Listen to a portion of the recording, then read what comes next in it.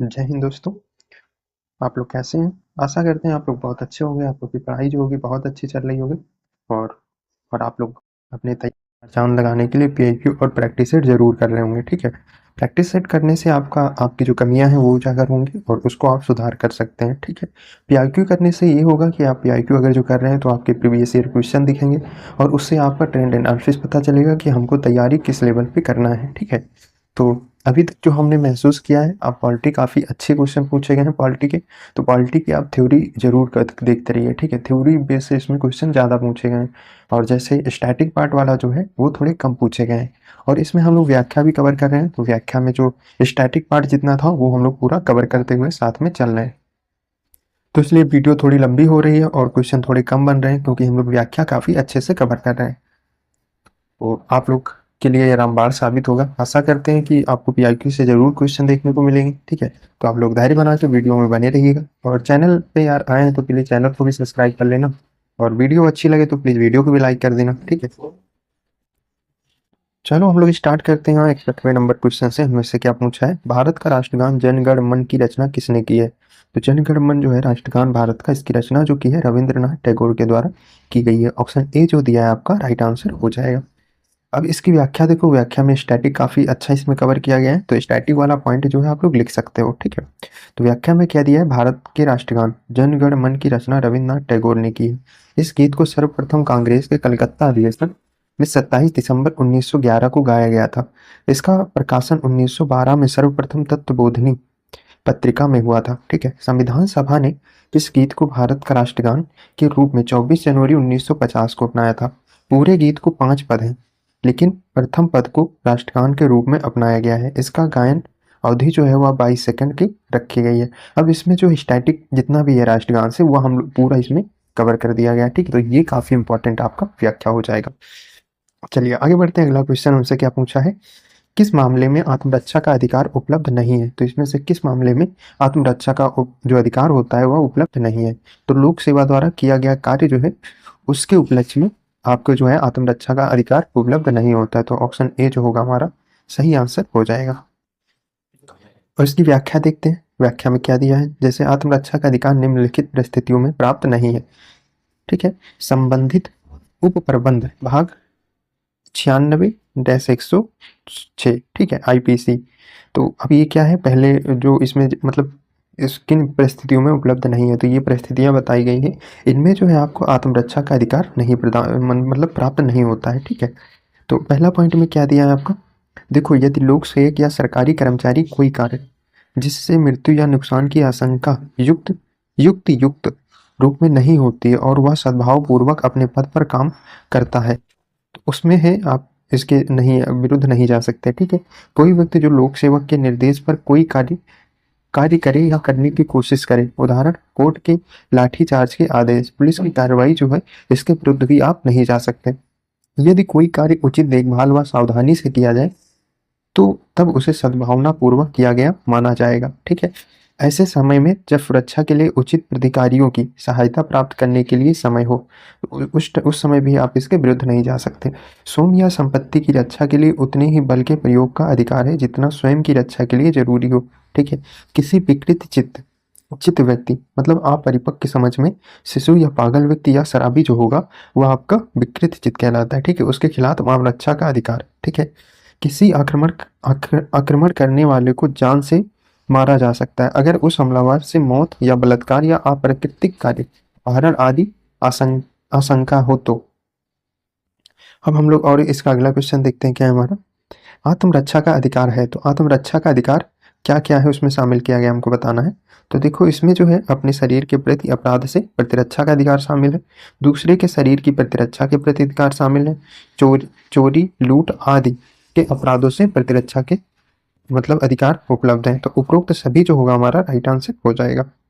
आगे बढ़ते हैं, इसकी व्याख्या देखते हैं क्या है, भारतीय दंड संहिता की धारा 96-106 में प्राइवेट प्रतिरक्षा के अधिकार के संबंध में उपबंध करती है तथा धारा 97 निम्न उपबंध करती है। तो पहला हमारा उपबंध में क्या दिया है, व्यक्ति स्वयं की रक्षा किसी भी हमले या अंकुश के विरुद्ध कर सकती है, साथ ही दूसरे के शरीर की प्रतिरक्षा भी कर सकता है। ठीक है, व्यक्ति स्वयं की संपत्ति की रक्षा किसी भी चोरी डकैती शरारत या आपराधिक अतिचारण के विरुद्ध कर सकता है। ठीक है, चलिए आगे बढ़ते हैं। भारत का गणतंत्र इसका अर्थ है, तो भारत में वंशानुगत शासन नहीं है, तो यह जो होगा इसका अर्थ हो जाएगा आपका। अब इसमें जो इसका नहीं होगा, सभी मामलों में अंतिम अधिकार जनता के पास है। ठीक है, सभी भारत के संसदीय शासन व्यवस्था है। ठीक है, भारत राज्यों का संघ है, ये भी सही है। चलिए आगे बढ़ते हैं, इसकी व्याख्या देखते हैं। इसमें क्या दिया है, किसी भी गणतंत्र में राज प्रमुख हमेशा प्रत्यक्ष या अप्रत्यक्ष रूप से जनता द्वारा एक निश्चित समय के लिए चुनकर आता है। ठीक है, भारत एक गणतंत्र है, इसका अर्थ है कि भारत में वंशानुगत शासन नहीं है, क्योंकि भारत का प्रमुख अथवा राष्ट्रपति चुनाव के जरिए चुनकर आता है। इसका चुनाव 5 वर्ष के लिए अप्रत्यक्ष प्रणाली से किया जाता है। आगे क्या दिया हमारा, भारत का संविधान लागू होने के समय इसमें कितने अनुच्छेद या अनुसूचियां थी, तो इसमें जो थी आपकी 395 अनुच्छेद थे और 8 अनुसूचियां थी। ठीक है, चलिए आगे बढ़ते हैं, अगला क्वेश्चन हम इसकी व्याख्या देख लेते हैं। व्याख्या में स्टैटिक पॉइंट काफी अच्छा कवर किया गया है। तो देखो, 26 नवंबर 1949 को जब संविधान लागू हुआ, उस समय संविधान में कुल 395 अनुच्छेद व 8 अनुसूचियां थी, और अनुच्छेदों की संख्या तो मूल रूप से अभी भी 395 है। ठीक है, लेकिन अनुसूचियों की संख्या संशोधन द्वारा बढ़ाकर 12 कर दी गई है। इसमें सर्वप्रथम 9वीं अनुसूची पहली संविधान संशोधन 1951 के तहत जोड़ा गया, और आगे क्रमशः 12 इनको बढ़ा दिया गया। ठीक है, मतलब बढ़ाकर इनको 12 कर दी गई। अगला क्वेश्चन हमसे क्या पूछा है, भारतीय संविधान का निर्माण किस सभा द्वारा किया गया था, तो संविधान सभा के द्वारा किया गया था। ऑप्शन बी जो होगा हमारा राइट आंसर हो जाएगा। इसकी व्याख्या देखते हैं क्या हमारा दिया है। भारतीय संविधान का निर्माण कैबिनेट योजना के आधार पर प्रांतीय विधानसभाओं के सदस्यों द्वारा अप्रत्यक्ष निर्वाचन प्रणाली से गठित संविधान सभा द्वारा किया गया था, जिसका स्थायी अध्यक्ष डॉक्टर राजेंद्र प्रसाद थे, तथा इसकी पहली बैठक 9 दिसंबर 1946 को हुई थी, और इसमें सदस्यों की संख्या 389 थी, जिसमें कुल 15 महिलाएं थी। ठीक, अब इसमें भी स्टैटिक काफी अच्छा कवर हुआ है, तो इसको भी आप लोग देख लेना। ठीक, चलिए आगे बढ़ते हैं। अगला क्वेश्चन हमसे क्या पूछा है, भारतीय संविधान को किस दिन अंगीकृत या अधिनियमित और आत्मर्पित किया गया था, तो किस दिन किया गया था हमको बताना है। तो मित मार्गशीर्ष शुक्ल सप्तमी संवत 2006 विक्रमी को इसको मतलब अंगीकृत, अधिनियमित और आत्मर्पित किया गया था, तो ऑप्शन बी जो होगा हमारा राइट आंसर हो जाएगा।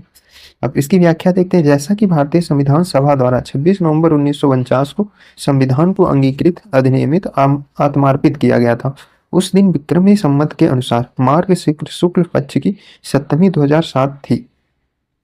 आगे बढ़ते हैं, अगला क्वेश्चन हमसे क्या पूछा है, भारत का गणतंत्र के रूप में जन्म कब हुआ था हमको बताना है। तो कब हुआ था, तो 26 जनवरी 1950 को हुआ था, तो ऑप्शन ए जो होगा हमारा राइट आंसर हो जाएगा। अब इसकी व्याख्या देखते हैं हम लोग क्या है। तो भारतीय संविधान वैसे तो 26 नवंबर 1949 को ही बनकर तैयार हो गया था, लेकिन इसे पूरी के तरीके से लागू 26 जनवरी 1950 को किया गया था। भारत एक गणतंत्र के रूप में प्रादुर्भाव हुआ था, और 26 जनवरी 1950 को भारतीय संविधान की प्रवर्तन तिथि मानी जाती है। चलिए आगे बढ़ते हैं। अगला क्वेश्चन हमारा क्या है, संविधान सभा में किसी देशी रियासत के प्रतिनिधि ने भाग नहीं लिया था, तो इसमें से किसने भाग नहीं लिया था हमें बताना है। तो हैदराबाद जो था उसने इसमें भाग नहीं लिया, तो ऑप्शन बी जो होगा हमारा राइट आंसर हो जाएगा। संविधान निर्माण प्रक्रिया के दौरान एकमात्र रियासत जिसने इसमें भाग नहीं लिया था वह था आपका हैदराबाद। अन्य सभी रियासत अपने अपने प्रतिनिधित्व संविधान सभा में भेजे थे। हैदराबाद को बाद में ऑपरेशन पोलो के तहत भारत संघ में शामिल किया गया था। ठीक है, चलिए आगे बढ़ते हैं। संविधान के किस अनुच्छेद में अनुसूचित जाति और जनजाति हेतु राष्ट्रीय आयोग का प्रावधान किया गया है हमको बताना है। तो यह है आपका 338 में जो है यह प्रावधान किया गया है, तो ऑप्शन सी जो होगा हमारा राइट आंसर हो जाएगा। इसकी व्याख्या देखते हैं क्या है। अनुच्छेद 338 में राष्ट्रीय अनुसूचित जाति आयोग का प्रावधान किया गया है, जिसमें एक अध्यक्ष सहित कुल 5 सदस्य होंगे, जबकि राष्ट्रीय अनुसूचित जाति आयोग 9वें संविधान संशोधन अधिनियम 2003 द्वारा एक नए अनुच्छेद 338 का द्वारा जोड़ा गया था। ठीक है, अनुसूचित जनजाति आयोग जो है वो आपका 89वें संविधान संशोधन अधिनियम 2003 के तहत जो है इसको 338 का में इसको जोड़ा गया था। ठीक है, यह मूलतः संविधान में नहीं शामिल किया गया था, ये चीज याद रखना। यह भी 5 सदस्यीय आयोग होगा, जिसमें एक अध्यक्ष होता है, एक उपाध्यक्ष होता है, और 3 जो होते हैं वो आपके अन्य सदस्य होते हैं, जिनकी नियुक्ति जो है राष्ट्रपति करता है। चलिए आगे बढ़ते हैं, अगला क्वेश्चन देखते हैं हमारा क्या है। निम्नलिखित में से किस क्षेत्र में 1813 में चार्टर एक्ट में भारत अंग्रेजी नीति के मौलिक परिवर्तन आया था। तो किस चीज का आया था? तो शिक्षा का आया था। तो ऑप्शन बी जो होगा हमारा सही आंसर हो जाएगा। भारत में अंग्रेजी नीति के शिक्षा के क्षेत्र में मौलिक परिवर्तन आए, जिसमें भारतीयों ने शिक्षा के लिए सरकार को प्रतिवर्ष 1 लाख रुपए खर्च करने के निर्देश दिए गए तथा इसके अलावा ईसाई मिशनरियों का भारत में धर्म प्रचार की अनुमति दी गई थी। ठीक है, चलिए अब नेक्स्ट चैप्टर जो है हमारा उद्देश्य से जो क्वेश्चन पूछे गए हैं वो हम लोग देखेंगे।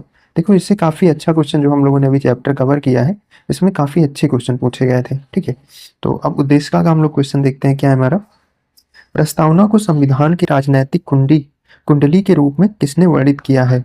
तो जो प्रस्तावना है उसको संविधान की राजनैतिक कुंडली के रूप में जो है किसने वर्णित किया, हमको बताना है। तो यह जो है आपका के.एम. मुंशी के द्वारा यह कथन कहा गया है। तो ऑप्शन ए जो होगा हमारा इस क्वेश्चन का सही आंसर हो जाएगा। अब इसकी व्याख्या देखते हैं। क्या है? प्रस्तावना संविधान के परिचय अथवा भूमिका को कहते हैं। भारतीय संविधान की प्रस्तावना पंडित नेहरू द्वारा पेश किए गए उद्देश्य का प्रस्ताव पर आधारित है। के.एम. मुंशी ने प्रस्ताव को संविधान के राजनैतिक कुंडली के रूप में वर्णित किया था। आगे बढ़ते हैं। अगला क्वेश्चन हमसे क्या पूछा है? प्रस्तावना के अनुसार भारतीय संविधान अपना अधिकार डाट से प्राप्त करता है। तो यह किससे प्राप्त करता है? तो भारत की जनता से प्राप्त करता है। ऑप्शन ए जो होगा हमारा इस क्वेश्चन का राइट आंसर हो जाएगा। अगला क्वेश्चन हमसे क्या पूछा है? अगला क्वेश्चन हमसे क्या पूछ रहा है? अगला क्वेश्चन पूछ रहा है किस अंग्रेजी राजनैतिक वैज्ञानिक ने उद्देश्य को भारतीय संविधान की कुंजी अर्थात की नोट कहा है? तो किसने किसके द्वारा यह कथन कहा गया हमको बताना है। तो सर अर्नेस्ट बार्कर जो थे उनके द्वारा कहा गया है। तो ऑप्शन ए जो होगा हमारा राइट आंसर इसका हो जाएगा। इसकी व्याख्या देखते हैं हम लोग। क्या है? प्रसिद्ध अंग्रेज राजनैतिक अर्नेस्ट बार्कर ने भारतीय संविधान की उद्देशिका की प्रशंसा करते हुए कहा है कि उद्देशिका में इस पुस्तक के समस्त तर्क संक्षिप्त रूप से समाहित है और वह इस पुस्तक की कुंजी के रूप में कार्य कर सकती है। ठीक है, चलिए आगे बढ़ते हैं। अगला क्वेश्चन हमसे क्या पूछा है? भारतीय संविधान की उद्देशिका में व्यक्त किए गए न्याय, सामाजिक, आर्थिक और राजनैतिक का आदर्श डाट से लिया गया है। तो यह जो किससे लिया गया है? तो रूसी क्रांति से इसको ग्रहण किया गया है। तो ऑप्शन ए जो होगा हमारा राइट आंसर हो जाएगा। इसकी व्याख्या देखते हैं हमारा क्या है। भारतीय संविधान की उद्देशिका में व्यक्त किए गए सामाजिक, आर्थिक, राजनीतिक न्याय का आदर्श सोवियत संघ से लिया गया है और मौलिक कर्तव्य भी रूस से लिया गया है। फ्रांस से गणतंत्रात्मक प्रस्तावना में स्वतंत्रता, समता और बंधुता के आदर्श के सिद्धांत लिए गए हैं। संविधान संशोधन की प्रक्रिया का प्रावधान राज्यसभा में सदस्यों का निर्वाचन दक्षिण अफ्रीका के संविधान से लिया गया है।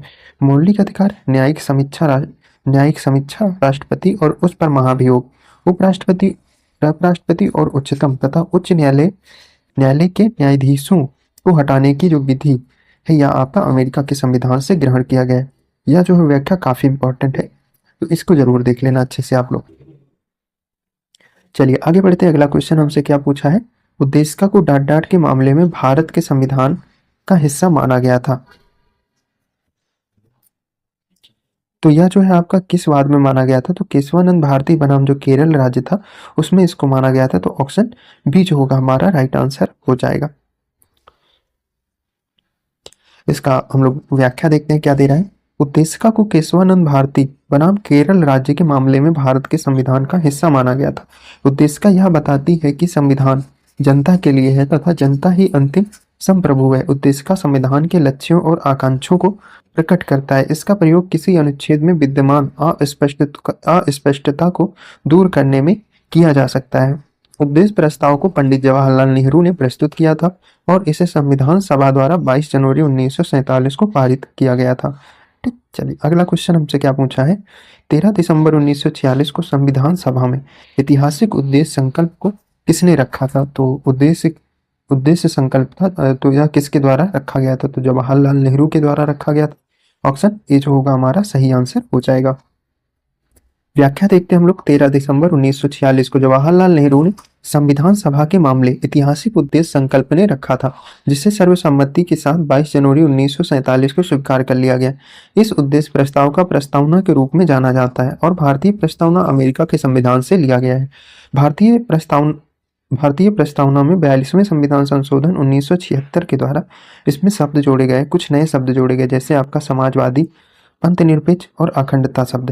ये 3 जो शब्द हैं इसमें बाद में जोड़े गए थे। तो ये चीजें देख लेना आप। ठीक है, चलिए आगे बढ़ते हैं। अगला क्वेश्चन हमसे क्या पूछा है, हमारी प्रस्तावना में स्वतंत्रता, समानता और बंधुता के आदर्शों को कहाँ से लिया गया है, हमको बताना है। तो यह जो होगा आपका फ्रांसीसी क्रांति से लिया गया है। ऑप्शन ए जो होगा राइट आंसर इसका हो जाएगा। आगे बढ़ते हैं। अगला क्वेश्चन हमारा क्या है, हमारी प्रस्तावना में स्वतंत्रता, समानता और बंधुता के आदर्शों को फ्रांसीसी क्रांति से ग्रहण किया गया है। ठीक, इसको देख लेना, काफी इंपॉर्टेंट पॉइंट है। स्वतंत्रता और समानता तथा बंधुता जो पॉइंट है ये आपका फ्रांसीसी क्रांति से ग्रहण किया गया है। ठीक है, फ्रांस के संविधान से प्रेरित होकर भारत को गणतंत्र के रूप में मान्यता दी गई। फ्रांस की राजक्रांति 1789 ईस्वी में लुई 16वें के शासनकाल में हुई थी। रूसी क्रांति का तत्कालिक कारण प्रथम विश्व युद्ध में रूस की पराजय थी।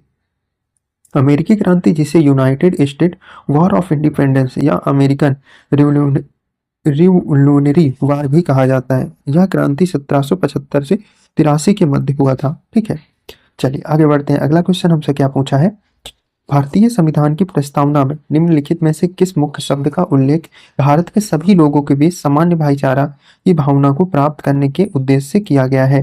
इसमें से किसका किया गया है हमें बताना है। तो जो बंधुता है, बंधुता शब्द का प्रयोग किया गया है इसके लिए, तो ऑप्शन सी जो होगा हमारा राइट आंसर हो जाएगा। ठीक, चलिए आगे बढ़ते हैं। अगला क्वेश्चन हमारा क्या दिया है, अगला हमारा व्याख्या एक बार देखते हैं हम लोग क्या है। तो व्याख्या में तो भारतीय संविधान की प्रस्तावना में निहित शब्द बंधुता का शाब्दिक अर्थ होता है सभी भारत के बीच सामान्य भाईचारे का व उसके एक होने की भावना का होना, जिससे समाज में व्यक्ति गरिमा तथा राष्ट्र की एकता और अखंडता सुनिश्चित की जा सके। ठीक, आगे बढ़ते हैं। अगला क्वेश्चन हमारा क्या है, भारतीय संविधान की प्रस्तावना में प्रयुक्त निम्नलिखित में से किस शब्द पद का अर्थ विशेषाधिकार का अभाव है। तो इसमें से किसका हो जाएगा, तो समानता का हो जाएगा। तो ऑप्शन ए जो होगा हमारा सही आंसर हो जाएगा। आगे बढ़ते हैं। अगला क्वेश्चन हमारा क्या दिया है, 26 नवंबर 1949 को गृह मूल भारतीय संविधान की प्रस्तावना में निम्नलिखित में से किस शब्द का उल्लेख नहीं है। तो इसमें से किस शब्द का उल्लेख नहीं किया गया है हमको बताना है। ठीक है,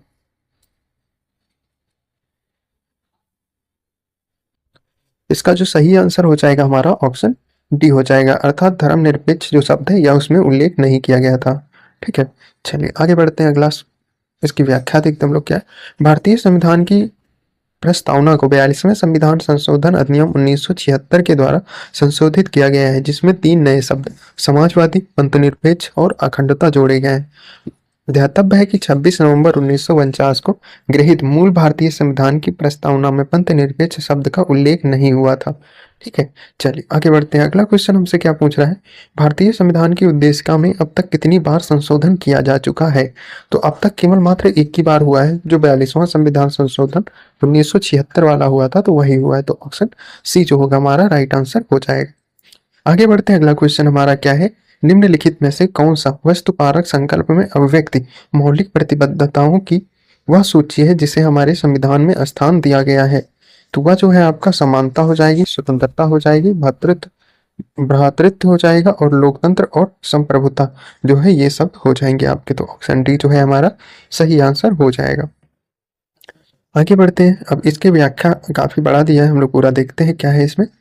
तो इसमें देखो आपका क्या दिया है, भारतीय संविधान की रचना के समय उसके रचयिताओं का उद्देश्य ही संविधान की प्रस्तावना या उद्देश्य का नाम से वर्णित है। मूल उद्देश्य का भारत का संपूर्ण प्रभुत्व संपन्न लोकतांत्रिक गणराज्य बनाने की संकल्पना लिया गया था, जबकि 42वें संविधान संशोधन अधिनियम 1976 द्वारा उद्देशिका में समाजवादी, अंतनिरपेक्ष और अखंडता शब्द जो थे इसमें जोड़े गए और उद्देशिका में प्रतिष्ठा और अवसर की समानता प्राप्त करने और बंधुता बढ़ाने पर भी बल दिया गया है। तो उपरोक्त प्रश्न बी और डी दोनों में दी गई प्रतिलब्धियां उद्देशिका में वर्णित हैं। अतः यदि मूल संविधान की उद्देशिका में मौलिक प्रतिबद्धताओं के बारे में पूछा जाए तो विकल्प उत्तर जो होगा उत्तर होगा। वही वर्तमान प्रश्न पूछा जो दोनों विकल्पों में बी डी का उत्तर माना जा सकता है। अच्छा एक मिनट भैया, बी में क्या है, समानता स्थान दिया गया है ना, तो समानता, स्वतंत्रता, भ्रातृत्व, समाजवादी और संप्रभुता। तो ये सही में कह रहे हैं यार, ये तो सही है। और तीसरे में क्या है, समानता, स्वतंत्रता, समाजवाद और लोकतंत्र। अच्छा, तो अब इसमें शामिल कर दिया गया है ना, तो ये के हिसाब से तो दोनों सही हो जाएगा। और जब मूल संविधान अगर जो बोल रहा है तब आपका ऑप्शन डी हो जाएगा, ठीक है। और अगर जो अभी के हिसाब से देखा जाए तो आपका बी भी सही हो जाएगा। तो बी और डी जो है आपका दोनों सही हो जाएगा। अगर जो मूल संविधान से पूछता है तो आप जो डी लगाएंगे, ठीक है। और अगर जो अभी ऐसे पूछता है मूल संविधान नहीं है तो आप बी लगाएंगे। दोनों सही हैं, ठीक है। चलिए आगे बढ़ते हैं। किस संशोधन द्वारा प्रस्तावना में संशोधन किया गया है और भारत के विवरण को सार्वभौम लोकतांत्रिक गणराज्य से सार्वभौम समाजवादी धर्मनिरपेक्ष लोकतांत्रिक गणराज्य में बदल दिया गया। तो यह जो है आपका किस संविधान संशोधन के तहत किया गया था? तो 42वां संविधान संशोधन के तहत किया गया था। ऑप्शन डी जो होगा हमारा राइट आंसर हो जाएगा। किस वर्ष में सत्य समाजवाद, धर्मनिरपेक्ष एकता और अखंडता संविधान की प्रस्तावना में शामिल किया गया था? तो 1976 में इसको शामिल किया गया था। ऑप्शन सी जो होगा हमारा राइट आंसर हो जाएगा। आगे बढ़ते हैं। अगला क्वेश्चन हमारा क्या है? निम्न में से किसे संविधान की कुंजी की संज्ञा दी गई है? तो इसका देखो जो सही आंसर होगा हमारा, उद्देशिका को संविधान की कुंजी की संज्ञा दी गई है। तो ऑप्शन सी जो होगा हमारा सही आंसर हो जाएगा इसका। आगे बढ़ते हैं, इसकी व्याख्या देखते हैं। हमारा व्याख्या काफी बड़ा दिया हुआ है तो इसको देख लेते हैं हम लोग। भारतीय संविधान की उद्देशिका या प्रस्तावना को संविधान की कुंजी कहा जाता है। पंडित जवाहरलाल नेहरू ने 13 दिसंबर 1946 को संविधान सभा के समक्ष उद्देशिका प्रस्ताव पेश किया था। इसे ही संविधान की उद्देशिका में शामिल कर लिया गया। प्रस्तावना संविधान में आदर्शों, लक्ष्यों एवं उद्देश्यों का वर्णन करती है। प्रस्तावना में हम भारत के लोग भारत को एक संपूर्ण प्रभुत्व संपन्न समाजवादी पंथ निरपेक्ष लोकतंत्र आत्मक गणराज्य बनाने के लिए तथा उसके समस्त नागरिकों को सामाजिक, आर्थिक, राजनैतिक न्याय, विचार, अभिव्यक्ति, विश्वास, धर्म और उपासना की स्वतंत्रता, मतलब 3 स्वतंत्रताएं की बात करी जा रही है, ठीक है। और इसमें जो है आपकी 3 न्याय की बात करी जा रही है ना, सामाजिक, आर्थिक और राजनैतिक न्याय, ठीक है। विचार, अभिव्यक्ति और विश्वास। और एक मिनट यहाँ पे रुकना, क्या दिया है यहाँ पे? जो दिया आपका विचार हो गया, अभिव्यक्त हो गया, विश्वास हो गया, ये जो है आपके, और धर्म, उपासना की क्या है? स्वतंत्रता। 5 प्रकार की स्वतंत्रता की इसमें वो की गई। और न्याय की कितनी है? 3। स्वतंत्रता कितने? 5। प्रतिष्ठा, अवसर और समता के प्राप्त करने के लिए तथा अब सब व्यक्ति की गरिमा और राष्ट्र की एकता और अखंडता सुनिश्चित करने वाली बंधुता को बढ़ाने के लिए दृढ़ संकल्पित होकर अपनी इस संविधान सभा में आज तारीख 26 नवंबर 1949 को एतद द्वारा इस संविधान को अंगीकृत, अधिनियमित और आत्मार्पित करते हैं। सर्वोच्च न्यायालय ने 1973 में केशवानंद भारतीवाद में प्रस्तावना को भारतीय संविधान का अभिन्न अंग स्वीकार किया। फिर आगे क्या है हमारा? 1976 में 42वें संविधान संशोधन के माध्यम से समाजवादी, पंथनिरपेक्ष एवं अखंडता शब्द जोड़े गए थे। हिनरी बेरुवरी के बाद में अवधारित किया गया कि उद्देश्य का संविधान निर्माताओं के विचार की जननी की कुंजी है, ठीक है। आगे बढ़ते हैं। अगला क्वेश्चन हमसे क्या पूछा है? निम्नलिखित में से महिलाओं की सुरक्षा या कल्याण से संबंधित कौन सा अधिनियम पिछले 2 वर्षों में पारित किया गया है? तो किस में पारित किया गया है? कार्यस्थल पर महिलाओं का लैंगिक उत्पीड़न अधिनियम जो है यह पारित किया गया है। ऑप्शन सी जो होगा हमारा सही आंसर हो जाएगा। निम्न में से कौन भारत को एक धर्मनिरपेक्ष राज्य बनाता है? तो कौन बनाता है हमें बताना है। तो संविधान की प्रस्तावना जो है वह बनाता है। ऑप्शन डी जो होगा हमारा सही आंसर हो जाएगा। भारतीय संविधान की प्रस्तावना में समाजवाद शब्द किस संशोधन के अंतर्गत जोड़ा गया था? तो 42वें संविधान संशोधन के अंतर्गत जोड़ा गया था। ऑप्शन बी जो होगा हमारा राइट आंसर हो जाएगा। आगे बढ़ते हैं। अगला क्वेश्चन हमारा क्या दिया है?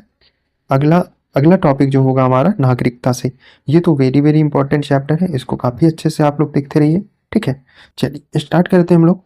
किसी व्यक्ति को भारत के एक नागरिक के रूप में मान्यता प्रदान करना भारत के संविधान के डाट में अधीन है। तो यह किसके अधीन है हमको बताना है। तो 5 से 7 का जो अनुच्छेद होगा उसके बीच में जो है यह प्रावधान किया गया है। ऑप्शन सी जो होगा हमारा राइट आंसर हो जाएगा। आगे बढ़ते हैं। अगला क्वेश्चन हमारा क्या पूछ रहा है? निम्नलिखित में से कौन सा कृत्य किसी भारत की नागरिकता रद्द करा सकती है? तो इसमें 2 आपके पॉइंट दिए हैं। तो इनमें से किस पॉइंट के अगर जो आप करते हैं जिसकी वजह से आपकी जो भारत की नागरिकता है वह रद्द हो सकती है, ठीक है। तो पहला पॉइंट में हमारा क्या दिया है? नागरिक ने संविधान के प्रति निष्ठाहीनता दर्शाई है। अगर जो आप निष्ठाहीनता दर्शाते हैं तो आपकी नागरिकता रद्द हो जाएगी। तो यह जो है आपका सही हो जाएगा, ठीक है। नागरिक ने युद्ध के समय गैर कानूनी तरीके से शत्रु के साथ संपर्क साधा है, तो ये भी आपका सही है। अगर जो आप ये करते हैं तो इसके तहत भी आपकी नागरिकता जो है आपकी रद्द हो जाएगी। तो इसमें ए बी जो दोनों पॉइंट है आपके सही हो जाएंगे। तो ऑप्शन बी जो है इसका सही आंसर हो जाएगा आपका। ठीक है, चलिए आगे बढ़ते हैं। इसका व्याख्या हम लोग देखते हैं क्या है। देखो, भारतीय संविधान के भाग 2 तथा अनुच्छेद 5 से 11 तक के प्रावधान भारतीय नागरिक से संबंधित है।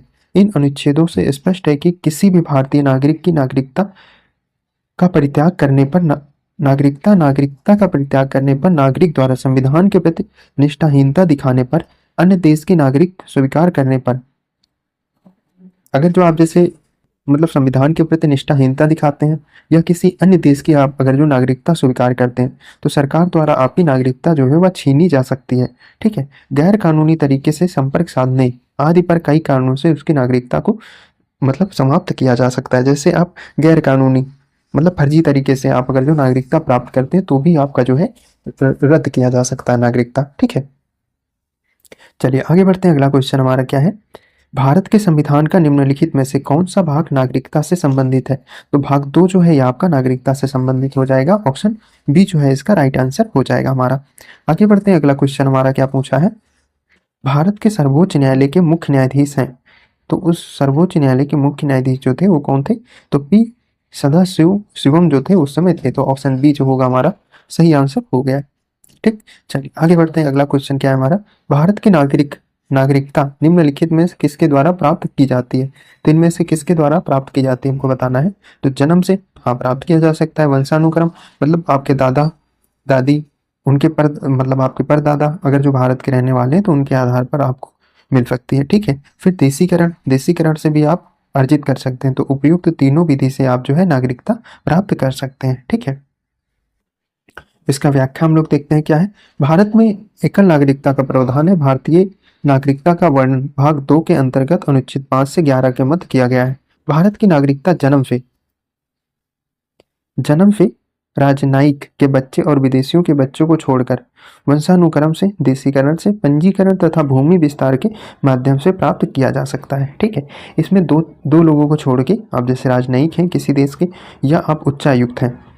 ठीक है, विदेशियों जो उच्चायुक्त होंगे या राजनयिक जो होते हैं उनके बच्चों को नहीं प्रदान होगा। ठीक है, जन्म की वजह से। बाकी अगर जो यहाँ पे आपका जन्म होता है तो आप नागरिकता प्राप्त कर सकते हैं। ठीक, चलिए अगला क्वेश्चन हमारा क्या है, जैसे गृह मंत्रालय द्वारा जारी आंकड़ों के अनुसार किस देश के लोग भारत की नागरिकता लेने में सबसे आगे हैं। तो यह किस देश के हैं। तो आपके पाकिस्तान के जो है कि पाकिस्तान के लोग सबसे आगे हैं भारत की नागरिकता लेने में। ऑप्शन ए जो होगा इसका सही आंसर हो जाएगा। अब इसमें कुछ डाटा दिया हुआ है। तो ये गृह मंत्रालय के वर्ष 2011 के आंकड़े के अनुसार नागरिकता प्राप्त करने वाले विभिन्न देशों में पाकिस्तान सर्वप्रथम है। ठीक है, और तथा अन्य देशों में क्रमशः अफगानिस्तान 316वें स्थान पे है, बांग्लादेश 147 नागरिकता प्राप्त किए हैं और श्रीलंका का जो है 53 नागरिकता प्रदान किए गए हैं। ठीक है, अब जो हमारा अगला क्वेश्चन क्या पूछ रहा है, अगला हम लोग का चैप्टर स्टार्ट होगा मूल अधिकार। तो मूल अधिकार भी काफ़ी इंपॉर्टेंट है, इसको भी आप लोग अच्छे से देखिए। और यार अभी तक अगर जो वीडियो लाइक नहीं किया है तो प्लीज़ यार वीडियो लाइक कर दो, है ना भाई के कहने पे ये काम कर दिया करो। चलो अब हम लोग इसका स्टार्ट करेंगे, इसका स्टार्ट करते हैं। इसका क्वेश्चन देखते हैं हमारा क्या दिया है। तो भारतीय संविधान के किस भाग को भारत का मैग्ना कार्टा कहा जाता है। तो किस भाग को कहा जाता है। तो भाग 3 जो है इसको भारत का मैग्ना कार्टा कहा जाता है। ऑप्शन बी जो होगा हमारा राइट आंसर हो जाएगा। ठीक है, चलिए अगर आगे बढ़ते हैं। अगला क्वेश्चन हमारा क्या दिया है, मौलिक अधिकारों के प्रवर्तन के संबंध में उच्चतम न्यायालय के क्षेत्राधिकार क्या है हमको बताना है। तो इसका जो क्षेत्राधिकार है अनन्य नहीं है, मौलिक अधिकार लेकिन अनन्य नहीं है। ठीक है, तो ऑप्शन सी जो होगा इसका राइट आंसर हो जाएगा। इसका व्याख्या क्या दिया है, मौलिक अधिकारों के प्रवर्तन के संबंध में उच्चतम न्यायालय का क्षेत्राधिकार मौलिक लेकिन अनन्य नहीं है, क्योंकि उच्चतम न्यायालय संविधान के दायरे में रहकर ही कई निर्णय देता है, उससे बाहर नहीं। अनुच्छेद 32 नागरिकों के मूल अधिकारों के उल्लंघन के विरुद्ध भी उपचार का उपबंध करता है।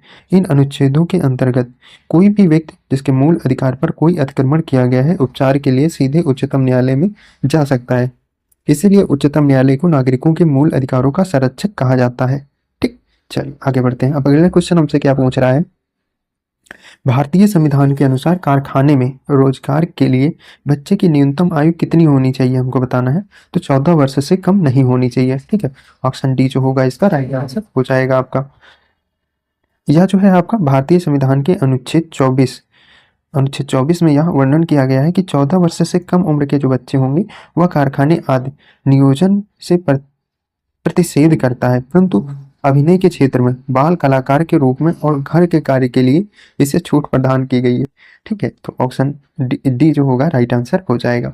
आगे बढ़ते हैं, अगला क्वेश्चन हमारा क्या पूछ रहा है, भारतीय संविधान को कौन सा अनुच्छेद बेगार अर्थात बंधुआ मजदूरी पर रोक लगाता है। तो यह किस अनुच्छेद के तहत, तो अनुच्छेद 23 जो है यह आपका प्रावधान करता है बंधुआ मजदूरी जो होता है उसको प्रतिबंधित करता है। ठीक है, अर्थात बेगारी को भी प्रतिबंधित करेगा। तो अनुच्छेद 23 जो है आपका सही आंसर हो जाएगा। आगे बढ़ते हैं, अगला क्वेश्चन इसकी व्याख्या देखते हैं क्या है।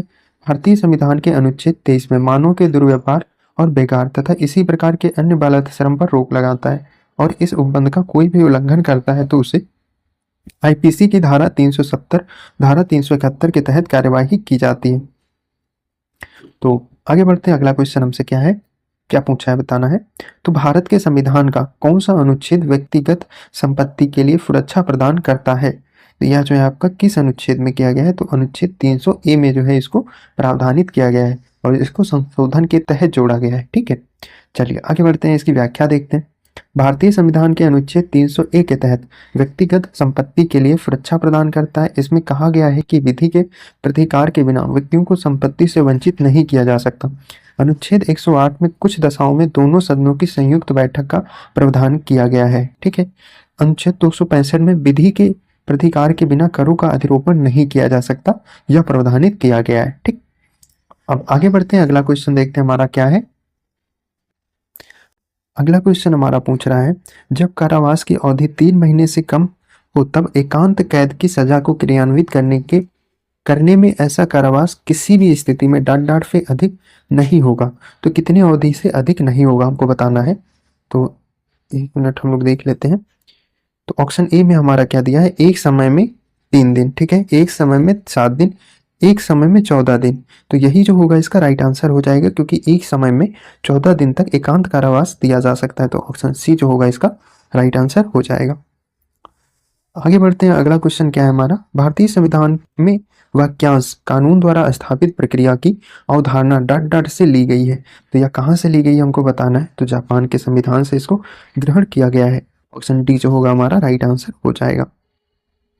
व्याख्या में क्या दिया है, भारतीय संविधान के वाक्यांश कानून द्वारा स्थापित प्रक्रिया की अवधारणा जापान के संविधान से ग्रहण की गई है। भारतीय संविधान के अनुच्छेद 21 के अनुसार किसी व्यक्ति को विधि द्वारा स्थापित प्रक्रिया ही प्राण एवं दैहिक स्वतंत्रता का अधिकार छीना जा सकता है। ठीक, चलिए आगे बढ़ते हैं, अगला क्वेश्चन हमारा क्या है, बच्चों को मुफ्त एवं अनिवार्य शिक्षा का अधिकार अधिनियम 2009 शिक्षा को डाट वर्ष की आयु के बीच हर बच्चे का मौलिक अधिकार बनाता है। तो यह कौन बनाता है, जो 6 से 14 वर्ष तक के जो बच्चे होते हैं उनका शिक्षा का मौलिक अधिकार है शिक्षा पाने का। ठीक है, तो ऑप्शन डी जो होगा हमारा सही आंसर हो जाएगा। अब इसका व्याख्या में कुछ स्टैटिक पॉइंट है, इसको आप जरूर देख लेना। ठीक है, बच्चों को मुफ्त एवं अनिवार्य शिक्षा का अधिकार अधिनियम 2009 शिक्षा को 6 से 14 वर्ष की आयु के बीच हर बच्चे का मौलिक अधिकार बनाता है। अनुच्छेद 21 का राज्य 6 से 14 वर्ष के आयु के समस्त बच्चों को ऐसे ढंग से जैसे कि राज्य विधि द्वारा अवधारित कर निःशुल्क तथा अनिवार्य शिक्षा उपबंध कराता है। यह जो आपका 86वें संविधान संशोधन अधिनियम 2002 के तहत यह प्रावधान किया गया था। ठीक, अगला क्वेश्चन हमसे क्या पूछा है, भारतीय संविधान के अनुच्छेद 19 में कितने प्रकार की स्वतंत्रता का प्रावधान किया गया है। पहले जो थे इसमें आपको 7 थे। ठीक है, लेकिन मूलतः अब 6 हो गए हैं, एक जो है आपका हटा दिया गया है। तो ऑप्शन डी जो होगा हमारा राइट आंसर हो जाएगा। चलिए आगे बढ़ते हैं, इसकी व्याख्या हम लोग देख लेते हैं क्या है। भारतीय संविधान के अनुच्छेद 19 में भारतीय जो व्यक्ति नैसर्गिक आधार माने जाते हैं, 1 मिनट माफ करना, पूरा दोबारा से हम लोग देख लेते हैं। जैसे भारतीय संविधान के अनुच्छेद 19 में भारतीय नागरिकों के लिए 6 बुनियादी स्वतंत्रताओं की घोषणा की गई है जो व्यक्तियों को नैसर्गिक अधिकार माने जाते हैं। मतलब नैसर्गिक मतलब जन्म से अधिकार, ये इनको प्राप्त होते हैं। इसके तहत कौन कौन से, जैसे 19 ए में जो होगा आपका वाक्य एवं अभिव्यक्ति की स्वतंत्रता। फिर 1902 में जो है आपका शांतिपूर्वक यह निर्युद्ध सम्मेलन करने की स्वतंत्रता, मतलब बिना लड़ाई झगड़े की सम्मेलन करने की स्वतंत्रता, ठीक है। दंगा फसाद ना करते हुए आप सम्मेलन कर सकते हैं, ठीक है। संगम या संघ बनाने की स्वतंत्रता, कोई आप संगम या आप संघ बनाना चाहते हैं, कोई कमेटी बनाना चाहते हैं तो आप बना सकते हैं, लेकिन वह जो कमेटी हो आपके देश के विरुद्ध कोई कार्य ना करे, ठीक है, तो आपकी कमेटी पर कोई रोक नहीं लगेगा। चौथे में क्या है आपका, भारत के राज्य क्षेत्र में सर्वत्र आबाद आबाद संचरण, मतलब आप पूरे भारत में मतलब बिना विरोध के आप घूम सकते हैं, ठीक है। लेकिन जो क्षेत्र जो प्रतिबंधित हैं, कुछ क्षेत्र जहाँ पे जैसे राष्ट्रपति के द्वारा जो क्षेत्र अनुसूचित जनजाति और जनजातियों के लिए जो आरक्षित किए गए हैं, वहाँ पे आपको प्रतिबंधित किया जा सकता है, ठीक है। बाकी आप जैसे और भी चीज़ें जो हैं सार्वजनिक स्थल हैं वहाँ पे आपको घूमने से कोई नहीं रोक सकता, ठीक है, यह आपका मौलिक अधिकार है। फिर पांचवें में क्या है आपका, भारत के राज्य क्षेत्र के किसी भी भाग में निवास करने बस जाने की स्वतंत्रता। आप भारत के किसी भी क्षेत्र में आप कोई जगह खरीदना चाहते हैं, कोई घर लेना चाहते हैं तो आप ले सकते हैं, लेकिन यही जो आपका अभी ऊपर का जो अपवाद था उसमें ये भी यहाँ पे भी वही अपना अपवाद लागू होगा कि जो क्षेत्र आरक्षित किए गए हैं राष्ट्रपति के द्वारा, आप वहाँ पे चीज़ें नहीं ले सकते हैं। जैसे जो क्षेत्र राष्ट्रपति के द्वारा अनुसूचित जाति और अनुसूचित जनजातियों के लिए आरक्षित किए गए हैं वहाँ पे आप नहीं ले सकते हैं, ठीक है। और छठे में क्या दिया, कोई वृत्ति या उपजीविका व्यापार या कारोबार करने की स्वतंत्रता का अधिकार। तो आप कोई भी कार्य कर सकते हैं लेकिन वह देश विरोधी कोई कार्य नहीं होना चाहिए, तो आपके खिलाफ कोई रोक नहीं लगेगा, ठीक है। आप कोई भी कार्य कर सकते हैं आप अपना जीविका चलाने के लिए। यह जो है आपका 44वें संविधान संशोधन 1978 द्वारा जो 6वां अधिकार था संपत्ति का अधिकार को निरसित कर दिया गया और इसको 300 का के तहत विधिक अधिकार बना दिया गया, ठीक है। इसको जो था मौलिक अधिकार से उठा के विधिक अधिकार में बस रख दिया गया, इतना इसमें संशोधन किया गया। तो यह जो आपका 44वां संविधान संशोधन 1978 के द्वारा किया गया, तो इसमें जो है आपके काफ़ी इंपॉर्टेंट पॉइंट है, ठीक है, इसको आप जरूर लिख लेना मेरे कहने से भाई, ठीक है, और इसको देख लेना एक दो बार। चलिए आगे बढ़ते हैं, अगला क्वेश्चन हमसे क्या पूछा है, हैबियस कार्पस याचिका का शाब्दिक अर्थ क्या है। तो हैबियस कार्पस जो शाब्दिक अर्थ होता है याचिका है, इसका अर्थ हमें बताना है क्या हो जाएगा। तो किसी को सशरीर पेश करना जो होता है इसका अर्थ होता है। ऑप्शन सी जो होगा हमारा राइट आंसर इस क्वेश्चन का हो जाएगा। आगे बढ़ते हैं, इसका व्याख्या देखते हैं हमारा क्या दिया है। बंदी प्रत्यक्षीकरण एक प्रकार का कानूनी आज्ञापत्र होता है जिसके द्वारा किसी गैर कानूनी कारणों से गिरफ्तार व्यक्ति की रिहाई मिल सकती है। यह अदालत द्वारा पुलिस या अन्य गिरफ्तारी करने वाली राजकीय संस्था को यह आदेश जारी करता है कि बंदी को जीवित या मृत अदालत में पेश किया जाए, उसके विरुद्ध लगे आरोपों को अदालत को बताया जाए, ठीक है। चल आगे बढ़ते हैं, अगला क्वेश्चन हमसे क्या पूछा है, मौलिक अधिकार उनके आधुनिक नाम है जिन्हें पारंपरिक रूप से डांट डांट के रूप में जाना जाता है। तो यह किन के रूप में जाना जाता है, तो प्राकृतिक अधिकार के रूप में इनको जाना जाता है। तो ऑप्शन ए जो होगा हमारा सही आंसर हो जाएगा। चलिए आगे बढ़ते हैं, अगला क्वेश्चन हमसे क्या पूछा है, निम्नलिखित में से कौन सा मौलिक अधिकार भारत के नागरिकों के लिए उपबंध है और विदेशियों के लिए नहीं है। तो इसमें कौन सा हो जाएगा, तो सार्वजनिक रोजगार के मामले जो है वह आपकी समानता, सार्वजनिक रोजगार के मामले में जो समानता है वह भारतीय नागरिकों के लिए है, ना कि विदेशी नागरिकों के लिए है, ठीक है। तो ऑप्शन सी जो होगा हमारा राइट आंसर हो जाएगा। चलिए आगे बढ़ते हैं, अगला क्वेश्चन हमसे क्या पूछा है, हम लोग पूरा व्याख्या एक बार देखते हैं। तो सार्वजनिक रोजगार के मामले में समानता का मौलिक अधिकार भारत के नागरिकों के लिए उपबंधित है जबकि यह विदेशियों के लिए उपबंधित नहीं है। यह मौलिक अधिकार भारत के संविधान के अनुच्छेद 16 में दिया गया है। धार्मिक मामलों का प्रबंध करने की स्वतंत्रता अनुच्छेद 26 द्वारा प्रदान किया गया है और जीवन और निजी स्वतंत्रता का संरक्षण अनुच्छेद 21 द्वारा प्रदान किया गया है। कुछ मामलों की गिरफ्तारी और कैद के विरुद्ध संरक्षण अनुच्छेद 22 में दिया गया है। आगे बढ़ते हैं, अगला क्वेश्चन हमसे क्या पूछ रहा है, वनों, झीलों, नदियों और वन्यजीव सहित प्राकृतिक पर्यावरण की रक्षा करना और उसमें सुधार करना एक डैश है। तो क्या है हमको बताना है, तो यह आपका मौलिक कर्तव्य होता है। ऑप्शन डी जो होगा आपका राइट आंसर हो जाएगा। अब इसकी व्याख्या देखते हैं हम लोग क्या है, मौलिक कर्तव्य को सरदार स्वर्ण सिंह समिति की अनुशंसा पर भारतीय संविधान के 42वें संविधान संशोधन 1976 द्वारा जोड़ा गया और इसको भाग 4 का के अनुच्छेद 51 का के तहत रखा गया है। इसमें जो है आपके 11 मौलिक कर्तव्यों का उल्लेख किया गया है जिसमें आपका वनों, झीलों, नदियों, वन्यजीव सहित प्राकृतिक पर्यावरणों की रक्षा का इत्यादि विषयों को शामिल किया गया है, ठीक है। चलिए आगे बढ़ते हैं, अगला क्वेश्चन हमसे क्या पूछा है, अगला क्वेश्चन दिया है भारतीय संविधान के निर्माताओं द्वारा मौलिक अधिकारों के विचार कहाँ से लिया गया था। तो मौलिक अधिकार का जो विचार है यह कहाँ से लिया गया है, तो यह संयुक्त राज्य अमेरिका के संविधान से ग्रहण किया गया है। ऑप्शन ए जो होगा हमारा राइट आंसर हो जाएगा। इसकी व्याख्या देखते हैं। तो व्याख्या में क्या है आपका, भारतीय संविधान के निर्माताओं द्वारा मौलिक अधिकारों का विचार संयुक्त राज्य अमेरिका के संविधान से लिया गया है और इसका वर्णन संविधान के भाग 3 में किया गया है। संविधान के भाग 3 को भारत का अधिकार पत्र कहा जाता है। मूल संविधान में 7 मौलिक अधिकार थे, लेकिन 44वें संविधान संशोधन 1978 के द्वारा संपत्ति के अधिकार को मौलिक अधिकार की सूची से हटा दिया गया। इसे संविधान के अनुच्छेद 300 के अंतर्गत कानूनी अधिकार बना दिया गया। वर्तमान में 6 मौलिक अधिकार हैं। तो कौन कौन से हैं, जैसे आपका समता या समानता का अधिकार जो यह है आपका 14 से 18 के बीच में प्रावधानित है। फिर स्वतंत्रता का अधिकार जो है 19 से 22 के बीच में प्रावधानित है। शोषण के विरुद्ध अधिकार जो है 23 से 24 के बीच में प्रावधानित है। धार्मिक स्वतंत्रता का अधिकार जो होगा 25 से 28 के बीच में यह प्रावधानित किया गया है। फिर संस्कृति और शिक्षा संबंधी जो अधिकार होगा 29 और 30 में यह प्रावधान किया गया है।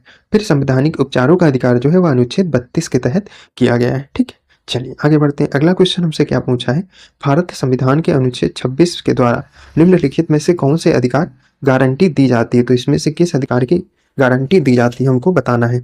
ठीक, तो अभी हम लोगों ने देखा था 25 से 28 तक जो है उसमें आपके धार्मिक स्वतंत्रता का अधिकार दिया गया था। ठीक है, तो धार्मिक स्वतंत्रता का अधिकार इसमें किसमें दिया गया है आपका, तो ऑप्शन ए में दिया है। धार्मिक स्वतंत्रता का अधिकार 26 ए में दिया गया है। ठीक है, तो ऑप्शन ए जो होगा सही आंसर हो जाएगा इसका। चलिए आगे बढ़ते हैं। अगला क्वेश्चन हमारा, एक मिनट भाई, क्या पूछना चाह रहा है, और हम लोग ने आगे कोई ऑप्शन ही नहीं पढ़ा है, माफ करना भाई। आगे क्या है, अंतरात्मा की स्वतंत्रता का अधिकार, तो यह नहीं होगा। ठीक है, और यह भी आपका गलत हो गया है, ना कि वो सिर्फ आपका उसमें है ना, आपका 25 से जो है, जो इसमें दिया 25 से 28 के बीच में दिया है। अब ये पूछा क्या है इसने, 26 का पूछा है हमसे, तो 26 का होगा धर्म और धर्मार्थ उद्देश्यों के लिए संस्थानों की स्थापना और रख रखाव करने का अधिकार जो है वो आपका 26 में दिया गया है। तो ऑप्शन सी जो होगा सही आंसर हो जाएगा। इंपॉर्टेंट है, हमसे भी देखो गलती हो गई थी यहाँ, इन्होंने पहले ही ऑप्शन में धर्म की स्वतंत्रता का अधिकार, हमने यही देखा, मुझे भी यही लगा। ठीक है, चलिए आगे बढ़ते हैं। अगला क्वेश्चन देखते हैं क्या है। अब इसकी हम लोग व्याख्या देखते हैं क्या है। व्याख्या में भारतीय संविधान के अनुच्छेद 26 द्वारा धार्मिक और धर्मार्थ उद्देश्यों के लिए संस्थानों की स्थापना और रखरखाव करने का अधिकार की गारंटी दी जाती है। अनुच्छेद 25 अंतःकरण की और धर्म के अबाध रूप से मानने, आचरण और प्रचार करने की स्वतंत्रता के बारे में दिया गया है। भारतीय संविधान के अनुच्छेद 25 से 28 में धार्मिक स्वतंत्रता को एक मौलिक अधिकार के रूप में वर्णित किया गया है। आगे बढ़ते हैं। अगला क्वेश्चन हमसे क्या पूछा है, भारतीय संविधान के अनुच्छेद 19 में निम्नलिखित में से किस मौलिक अधिकार का उल्लेख नहीं है। तो इसमें किस मौलिक अधिकार का उल्लेख नहीं है, तो भारत के संघ बनाने का या है इसमें व्यक्तिगत स्वतंत्रता का अधिकार, यह भी है आपका भारत के क्षेत्र में स्वतंत्र रूप से आवागमन, व्यक्तिगत स्वतंत्रता का अधिकार जो है इसमें नहीं है, या 21 के तहत इसको शामिल किया गया है। ठीक है, तो ऑप्शन बी जो होगा राइट आंसर हो जाएगा। बाकी जैसे वाक्य और अभिव्यक्ति की स्वतंत्रता जो है यह इसमें शामिल है। चलिए आगे बढ़ते हैं। अगला क्वेश्चन हमारा क्या है, डाट के मौलिक अधिकार के प्रतिबंध के तहत सरकार कुछ स्थितियों में हथियार के बिना हो रही शांतिपूर्ण सभा की समिति कर सकती है। उदाहरण के लिए मामला अगर सार्वजनिक व्यवस्था के हित में हो तो यह जो है आपका किस में शामिल किया गया हमें बताना है। तो यह स्वतंत्रता के अधिकार में इसको शामिल किया गया है। ऑप्शन ए जो होगा हमारा राइट आंसर हो जाएगा। चलिए आगे बढ़ते हैं। अगला क्वेश्चन हमसे क्या पूछ रहा है, संविधान के किस अनुच्छेद का अर्थ यह भी है कि भारतीय नागरिक अथवा दूसरे किसी भी व्यक्ति के साथ भिन्न भिन्न परिस्थितियों में भिन्न भिन्न तरीके से बर्ताव किया जा सकता है। तो यह जो है विधि के समझ समान समता जो है इसमें यह प्रावधान किया गया है। ऑप्शन ए जो होगा हमारा राइट आंसर हो जाएगा। स्वतंत्रता के अधिकार में निहित है, तो इसमें क्या निहित किया गया है हमको बताना है। तो कोई भी पेशा अपनाना या इसमें निहित है। ठीक है, और भाषण की स्वतंत्रता यह भी इसमें निहित किया गया है। ठीक है, और अस्पृश्यता का अंत जो है या नहीं है इसमें, धर्म का पालन एवं प्रचार ये भी नहीं है इसमें। तो ए और बी जो होगा हमारा सही आंसर हो जाएगा। ऑप्शन सी में जो दिया है राइट आंसर हो जाएगा। आगे बढ़ते हैं। अगला क्वेश्चन हमारा क्या दिया है, भारतीय नागरिकों को मौलिक अधिकारों के संदर्भ में निम्नलिखित में से कौन से सही है इसमें, तो कौन सा इसमें सही हो जाएगा हमें बताना है। तो इसमें आपके 2 पॉइंट दिए गए हैं, दोनों पॉइंट में हमको बताना है कौन सा सही है। तो पहले पॉइंट में क्या दे रहा है, राज्य किसी भी नागरिक के भाषण और अभिव्यक्ति की स्वतंत्रता पर प्रतिबंध लगा सकता है यदि वह दूसरे देश के साथ भारत के मैत्रीपूर्ण संबंध पर प्रभाव डालती है। तो तो ये भी सही है, ठीक है। आपातकाल के दौरान स्वतंत्रता के अधिकार को स्थगित किया जा सकता है तथा प्रतिबंध लगाए जाते हैं, तो ये भी आपका सही हो जाएगा, ठीक है। तो इसका जो सही आंसर होगा हमारा दोनों हो जाएगा। ऑप्शन बी में जो दिया है आपका ए और बी जो है इसका राइट आंसर हो जाएगा। भारतीय नागरिकों को संविधान के भाग 3 में अनुच्छेद 12 से 35 तक निम्नलिखित अधिकार प्रदान किए गए हैं। तो इसमें जो है आप हम लोगों ने ऊपर सारे देख ही लिया था, तो दोबारा देखने का कोई मतलब नहीं है। हम लोग अगला क्वेश्चन देखते हैं क्या है। निम्नलिखित में से कौन सा नागरिक के मौलिक अधिकारों के तहत भारत के संविधान में कहा गया है? तो क्या कहा गया हमको बताना है। तो इसमें जो आपके 2 पॉइंट दिए हैं, राज्य शैक्षणिक संस्थानों को सहायता देने में किसी भी शिक्षण संस्थान के साथ इस आधार पर भेदभाव नहीं करेगा कि यह अल्पसंख्यक प्रबंध के तहत, चाहे वह धर्म पर आधारित हो या भाषा पर, तो इसके आधार पर प्रतिबंध नहीं लगाया जाएगा। तो ऑप्शन ए जो होगा हमारा राइट आंसर हो जाएगा। आगे बढ़ते हैं, अगला क्वेश्चन हमसे क्या पूछा है। किसी मौलिक अधिकार का लक्ष्य है सामाजिक विभेद का उन्मूलन करना, तो यह जो है आपका समानता का अधिकार जो हो जाएगा। ऑप्शन ए जो है राइट आंसर हो जाएगा हमारा। चलिए आगे बढ़ते हैं, अगला क्वेश्चन हमसे क्या पूछा है। 2017 में निम्न अधिकारों में से किसे मौलिक अधिकार के रूप में मान्य मान्य किया गया था? तो किसे किया गया था हमें बताना है। निजता का अधिकार जो था या इसको मान्य किया गया था। ऑप्शन डी जो होगा हमारा राइट आंसर हो जाएगा। उपाधियों का अंत संविधान में डॉट डॉट के अंतर्गत प्रश्न प्रतिस्थापित है, तो यह किसके तहत प्रतिस्थापित हमको बताना है। तो समानता के अधिकार के तहत इसको प्रतिस्थापित किया गया है। ऑप्शन बी जो होगा हमारा सही आंसर हो जाएगा। अगला क्वेश्चन हमारा क्या है। निम्नलिखित में से किसे मौलिक अधिकार से कानूनी अधिकार के रूप में परिवर्तित कर दिया गया है? तो संपत्ति का अधिकार जो था इसको परिवर्तित कर दिया गया था, तो ऑप्शन बी जो होगा हमारा राइट आंसर हो जाएगा। चलिए आगे बढ़ते हैं, अगला क्वेश्चन हमारा क्या है। कौन सा अनुच्छेद सशस्त्र बलों और अर्धसैनिक बलों, पुलिस बलों, खुफिया एजेंसियों आदि के सदस्यों के मौलिक अधिकारों को प्रतिबंधित करने या निरस्त करने के लिए संसद को अधिकार देता है? तो यह किसके तहत है? तो अनुच्छेद 33 के तहत इनके जो मौलिक अधिकार हैं इनको प्रतिबंधित या जो है आप मतलब इनको कम किया जा सकता है, ठीक है। तो ऑप्शन सी जो होगा हमारा सही आंसर हो जाएगा। व्याख्या में हम लोग थोड़ा देख लेते हैं क्या है। देखो, भारतीय संविधान के अनुच्छेद 33 सशस्त्र बलों, अर्धसैनिक बलों, पुलिस बलों और खुफिया एजेंसियों आदि के सदस्यों के मौलिक अधिकार को प्रतिबंधित करने या निरस्त करने के लिए संसद के अधिकार देता है। अनुच्छेद 33 के अंतर्गत केवल संसद को विधि बनाने की शक्ति दी गई है, राज्य विधानमंडलों को नहीं, ठीक। अनुच्छेद 28 में क्या है। निश्चित शैक्षणिक संस्थानों को धार्मिक शिक्षा या उपासना में उपस्थिति होने की स्वतंत्रता, राज्य निधि से पूर्णतया पोषित शिक्षा संस्थानों में विधियों को किसी धार्मिक अनुष्ठान में भाग लेने या किसी धर्मोपदेश को गलत सुनाने हेतु बाध्य नहीं कर सकता, ठीक है। फिर अनुच्छेद 30 में क्या है। अनुच्छेद 30 में दिया गया है शिक्षा संस्थानों की स्थापना और प्रशासन करने का अल्पसंख्यक वर्गों का अधिकार। कोई भी अल्पसंख्यक वर्ग अपनी पसंद की शैक्षणिक संस्था चला सकता है और सरकार उसे अनुदान देने में किसी भी तरह का भेदभाव नहीं करेगा। अनुच्छेद 32 में क्या है आपका। संवैधानिक उपचारों का अधिकार एक अत्यंत महत्वपूर्ण मूलाधिकार है। डॉक्टर भीमराव अम्बेडकर ने इसे भारतीय संविधान का हृदय और आत्मा कहा है। इस अधिकार के अंतर्गत जब किसी व्यक्ति के मूलाधिकार का उल्लंघन होता है तब वह उपचार के लिए उच्चतम न्यायालय की शरण में जा सकता है, ठीक। चलिए आगे बढ़ते हैं, अगला क्वेश्चन हमसे क्या पूछा है। निम्नलिखित में से कौन से भारत में एक व्यक्ति के अधिकार के बारे में सही है? तो इसमें 2 पॉइंट दिए, हमको बताना है कौन से सही हो जाएंगे। यदि किसी व्यक्ति के मौलिक अधिकार का उल्लंघन होता है तो संविधान कहता है कि पीड़ित व्यक्ति उच्च न्यायालय या सर्वोच्च न्यायालय में जा सकता है, तो यह जो होगा आपका सही हो जाएगा। किसी भी व्यक्ति के कानूनी अधिकार का उल्लंघन होता है तो वह सामान्य न्यायालय में भी जा सकता है, सामान्य न्यायालय जा सकता है, ठीक है।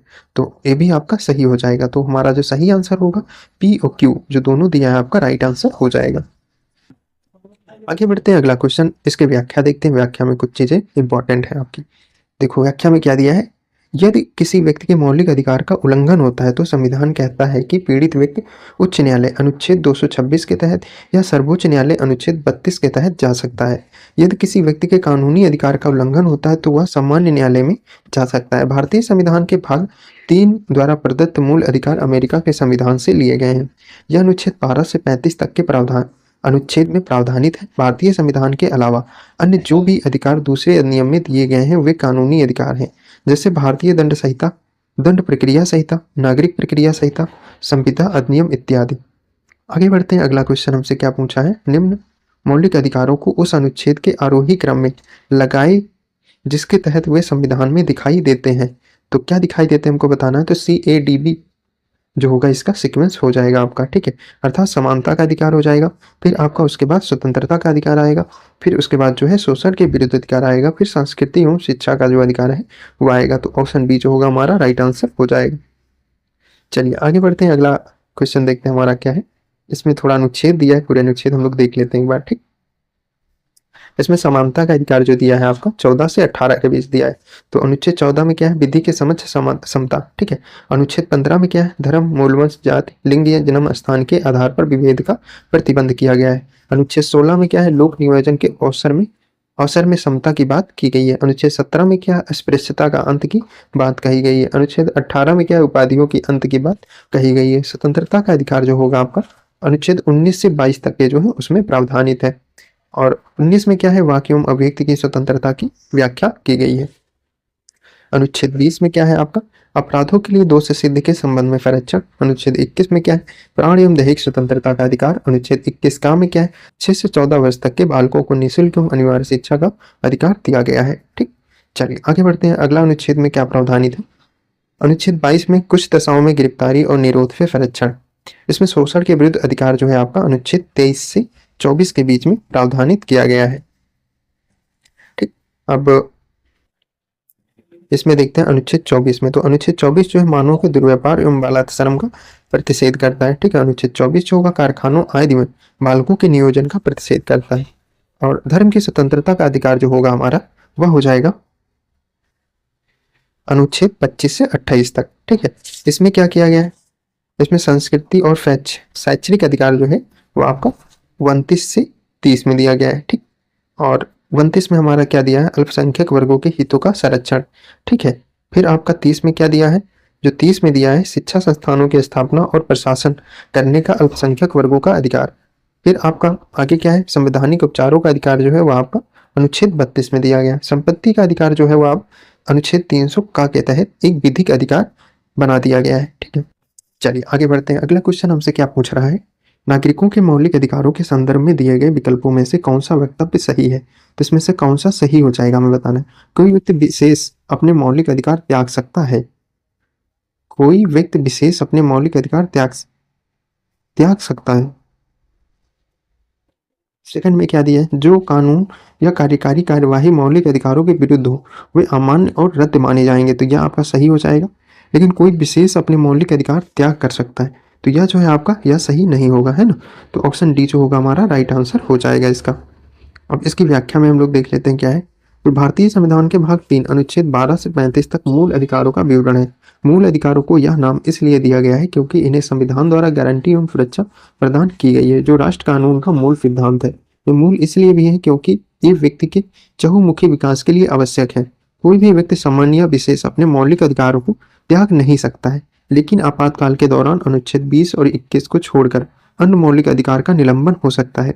अनुच्छेद 13 घोषित करता है कि मूल अधिकारों के विरुद्ध कोई कानून या कार्यकारी कार्यवाही जो मूल अधिकार का अल्पीकरण करते हो वो मूल अधिकारों के असंगत होंगे, वे अमान्य और रद्द माने जाएंगे। चलिए आगे बढ़ते हैं, अगला क्वेश्चन हमारा क्या है, जीवन का संरक्षण एवं व्यक्तिगत आजादी डांडा अधिकार के अंग हैं। तो किसके हो जाएंगे, तो यह आपका स्वतंत्रता के अधिकार के अंग हो जाएंगे। तो ऑप्शन डी जो होगा हमारा सही आंसर हो जाएगा।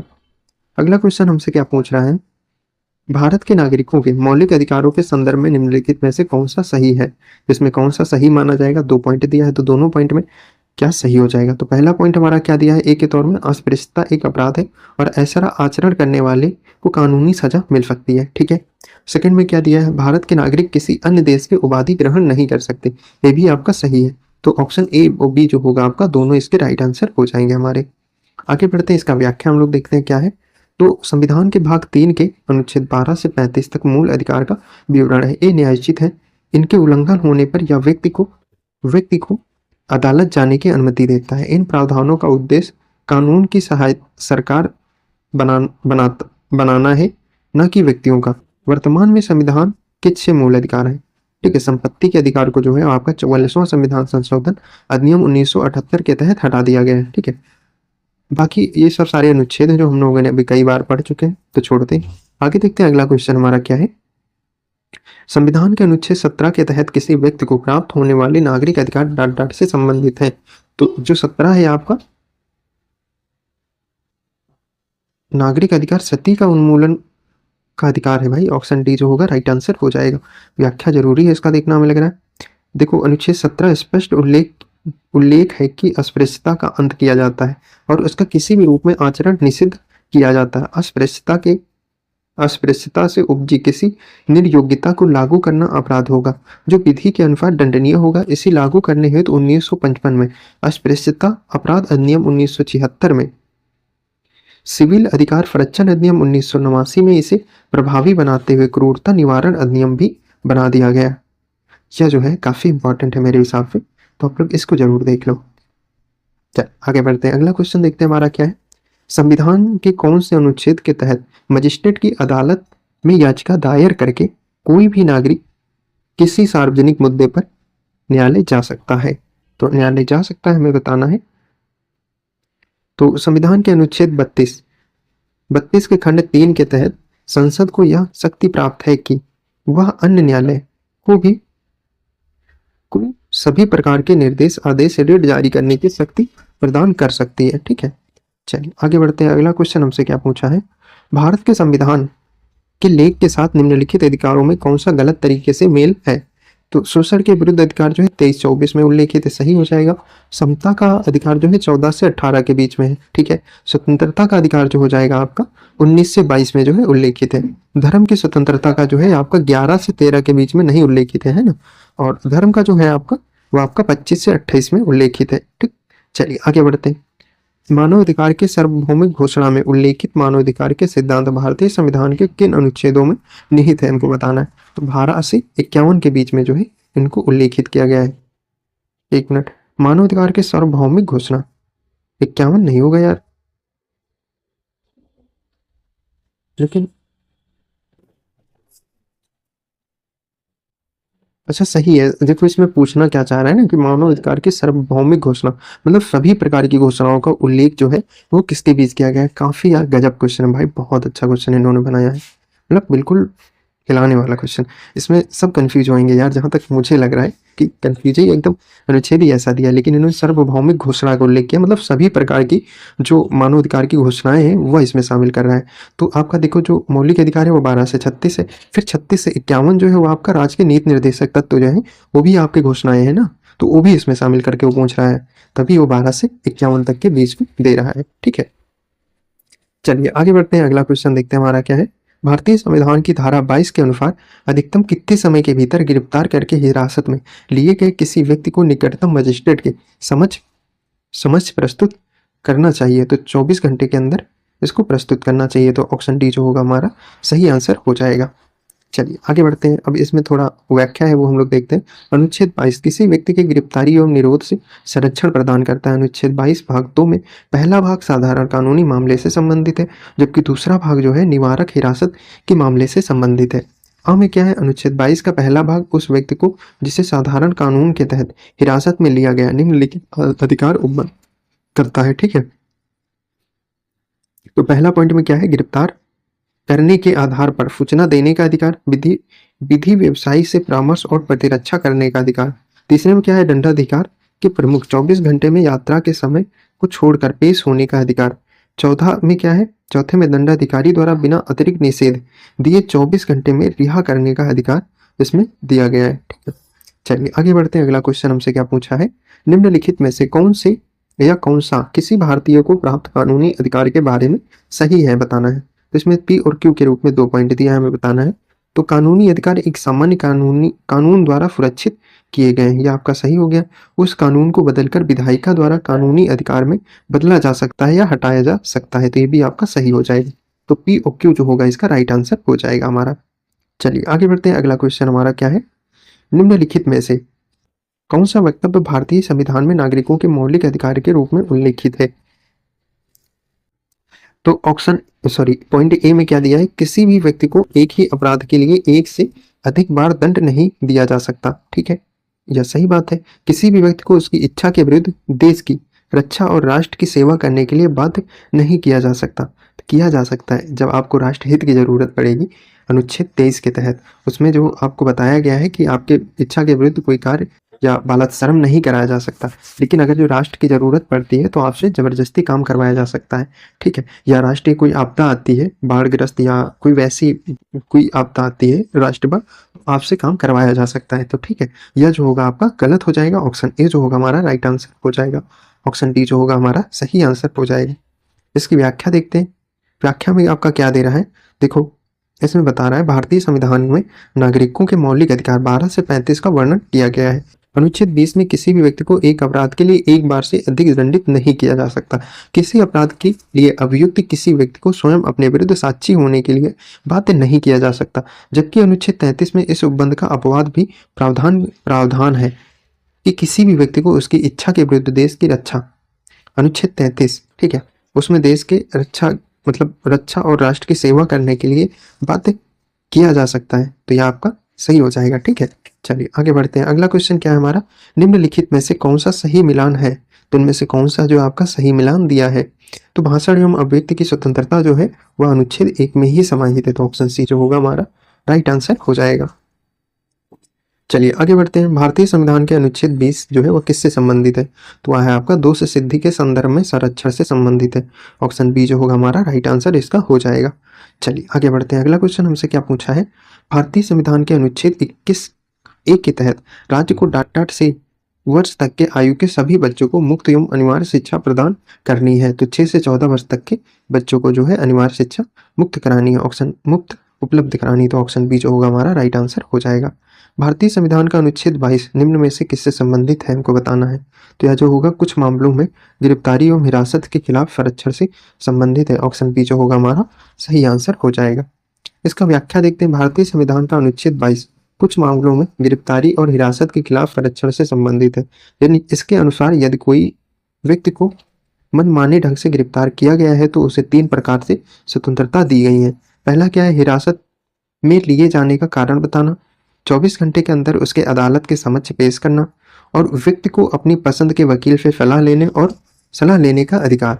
तो ये जो है आपके तीनों जो है अधिकार व्यक्ति को प्रदान किए गए हैं। इसके अतिरिक्त 24 घंटे की अवधि में निकटतम मजिस्ट्रेट के समक्ष पेश किया जाएगा।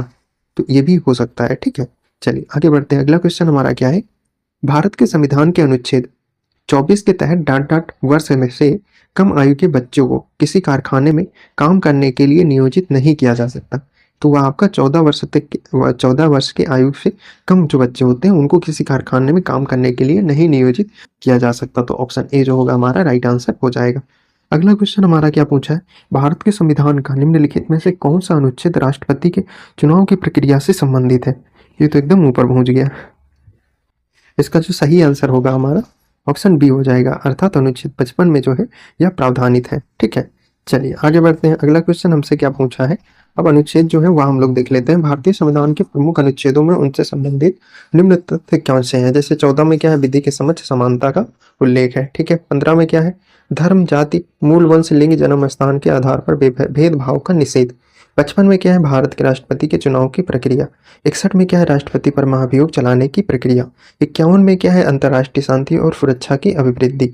और 51 में क्या है, मूल कर्तव्य जो है वह जोड़ा गया है। चलिए आगे बढ़ते हैं। लैंगिक समानता हेतु कौन सा उपाय अनुचित है। तो इसमें कौन सा जो उपाय है वह अनुचित है, घर से बाहर जबरदस्ती काम पर भेजना। तो यह जो है आपका अनुचित हो जाएगा। तो ऑप्शन डी जो होगा हमारा सही आंसर हो जाएगा।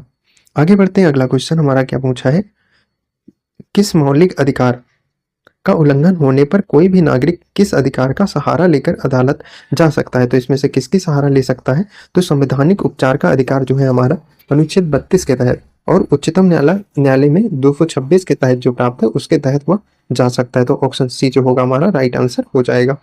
आगे बढ़ते हैं। अगला क्वेश्चन हमारा क्या पूछा है, धर्म की स्वतंत्रता का अधिकार किस अधिनियम में है। तो यह जो आपका किस अधिनियम में दिया गया है, तो 25 से 28 का जो है इसमें यह प्रावधानित है। तो ऑप्शन ए जो होगा हमारा राइट आंसर हो जाएगा। भारतीय संविधान के किस अनुच्छेद के अंतर्गत प्रत्येक नागरिक को मानवीय गरिमा से जीने का अधिकार है। तो किसमें है, अनुच्छेद 21 में है यह प्रावधानित। तो ऑप्शन ए जो होगा हमारा सही आंसर हो जाएगा। भारत में संपत्ति का अधिकार अब रह गया है। तो क्या रह गया है, यह एक कानूनी जो अधिकार है वह बन गया है। तो ऑप्शन ए सी जो होगा हमारा सही आंसर हो जाएगा। आगे बढ़ते हैं। अगला क्वेश्चन हमसे क्या पूछ रहा है, भारतीय संविधान के अंतर्गत कानून के समझ समानता के संदर्भ में अपवाद किसके संदर्भ में है, हमको बताना है। तो इसमें जो है राष्ट्रपति एवं राज्यपाल, यह केवल संप्रभु देश के लिए, केवल राष्ट्रपति के लिए, या किसी के लिए नहीं। तो इसमें से जो सही आंसर होगा किसी के लिए या नहीं है। ठीक है, चलिए आगे बढ़ते हैं। अगला क्वेश्चन हमसे क्या है पूछा है, तो किसी से शिक्षण संस्थान में धार्मिक शिक्षा दी जा सकती है, तो यह किसके तहत दी जा सकती है? तो राजकीय विद्यालय के तहत तो या नहीं है। ठीक है, राजकीय महाविद्यालय के तहत ये भी नहीं होगा, राज्य द्वारा सहायता प्राप्त विद्यालय ये भी नहीं होगा। ठीक है, तो इसमें से किसी के तहत इसमें धार्मिक शिक्षा नहीं दी जा सकती, तो ऑप्शन डी जो होगा हमारा राइट आंसर हो जाएगा। संविधान के अनुच्छेद 28 के अनुसार राज्य द्वारा पूर्णतः पोषित शिक्षण संस्थान में किसी भी प्रकार की धार्मिक शिक्षा नहीं दी जा सकती है, लेकिन यदि ऐसी शिक्षण संस्थान की स्थापना न्यास के तहत की गई है उसे धार्मिक शिक्षा दी जा सकती है। राज्य द्वारा सहायता प्राप्त करने वाले शिक्षण संस्थानों में धार्मिक शिक्षा तभी दी जा सकती है जब इससे संबंधित छात्र या छात्रा